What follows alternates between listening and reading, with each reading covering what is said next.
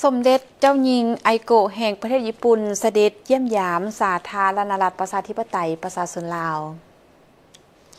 สมเด็จเจ้าหญิงไอโกะแห่งประเทศญี่ปุ่นพร้อมด้วยคณะได้เดินทางมาถึงสนามบินสากลบัตไตนครหลวงเวียงจันทน์สาธารณรัฐประชาธิปไตยประชาชนลาวในตอนค่ำของวันที่17 พฤศจิกายน 2025โดยมีท่านนางพองสมุทรอัลลาวันรองรัฐมนตรีกระทรวงการต่างประเทศพร้อมด้วยคณะของสาธารณรัฐประชาธิปไตยประชาชนลาวและภาคส่วนที่เกี่ยวข้องให้การต้อนรับอย่างอบอุ่นการเสด็จมาเยี่ยมยามสาธารณรัฐประชาธิปไตยประชาชนลาวในครั้งนี้แม่นเพื่อตอบสนองตามการเสื้อเซินของพระนาทานนางปานียาโทตู้รองประธานประเทศแห่งสาธารณรัฐประชาธิปไตยประชาชนลาวและในท่ามกลางบรรยากาศที่สองประเทศลาวและญี่ปุ่นพร้อมเฉลิมฉลองการสร้างตั้ง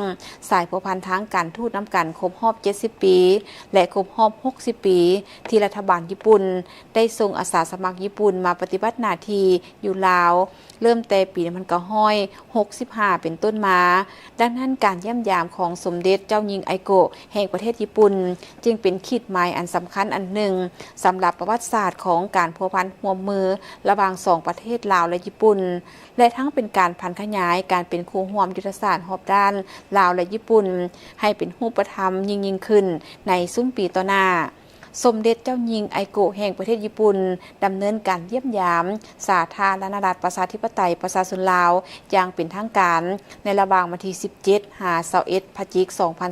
2025ซึ่งเป็นการเยี่ยมยามต่างประเทศอย่างเป็นทางการครั้งทำอิฐของสมเด็จเจ้าหญิงไอโกะแห่งประเทศญี่ปุ่นนอกจากการพบปะกับการนำสูงสุดของทุกขั้นของสาธารณรัฐประชาธิปไตยประชาชนลาวแล้วยังมีแผนเยี่ยมชมสถานที่ทางวัฒนธรรมที่สำคัญที่นครหลวงเวียงจันทน์และที่แขวงหลวงพระบางอีกด้วย